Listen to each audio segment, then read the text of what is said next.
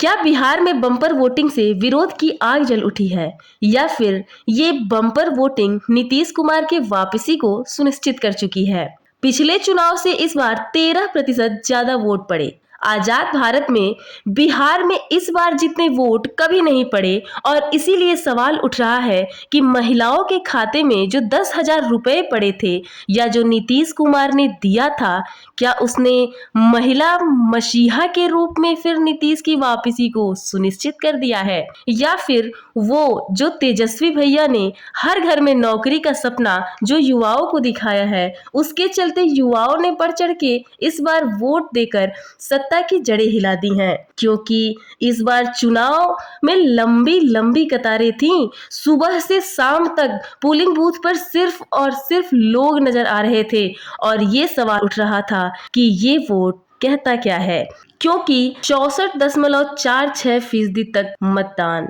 ये सिर्फ आंकड़ा नहीं है, ये इशारा है कि बिहार का दिल किस ओर झुक गया है, सत्ता की तरफ या फिर विरोध की राह की तरफ। जैसा कि हमने बताया कि बिहार में ऐसा वोट आज तक नहीं पड़ा। 1952 में जब बिहार में पहली बार सरकार बनी थी तब 42% तक वोट पड़ा था। बिहार में सबसे पहले जब रामविलास पासवान और लालू साथ में आए थे 2000 में, तब 62.57% तक वोट पड़ा था।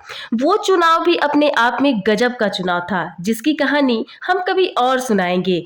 लेकिन 2025 में 121 सीटों पर पिछले चुनाव के 13% अधिक वोट पड़े। अब सवाल यही है कि ये बम्पर चेतावनी है सरकार के लिए या फिर सरकार के वापसी के लिए एक और कोशिश है, क्योंकि नीतीश कुमार के पार्टी से लेकर तेजस्वी यादव के सहयोगी तक हर आदमी कह रहा है, भैया पहले बारी में ही मामला क्लियर हो गया है कि हमनी के जीते वाला बानी। कोई कह रहा है हम 80 सीट ले रहे हैं, तो कोई कह रहा है हम 100 सीट ला रहे हैं।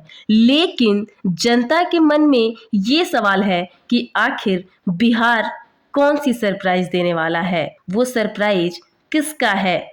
एनडीए का अंडर करंट है या महागठबंधन के बदलाव का कोई तूफान है जो सरकार की नींव हिलाने वाली है? वैसे भी बिहार की राजनीति हमेशा से एक रहस्यमयी भूल भुलैया रही है, जहां वोटर संकेत देता है और कतार में कहानी नजर आती है। फिलहाल पहले फेज की पोलिंग खत्म हो चुकी है। 64.46% का आंकड़ा सामने आया है। चुनाव आयोग का खुद का कहना है कि यह कोई साधारण चुनाव नहीं है, लेकिन सवाल फिर वही है कि आखिर जनता ने वोट किसके लिए डाला?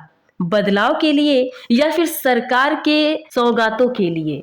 बिहार वोटिंग की खूबसूरती यही है कि वोटिंग प्रतिशत का बढ़ना यानी रोमांच का बढ़ना, ये एक सरप्राइज है। एक ऐसा सरप्राइज जो या तो नीतीश कुमार के लिए सुनहरा अध्याय लिखेगा या तेजस्वी यादव के लिए पहला बड़ा पन्ना खोलेगा।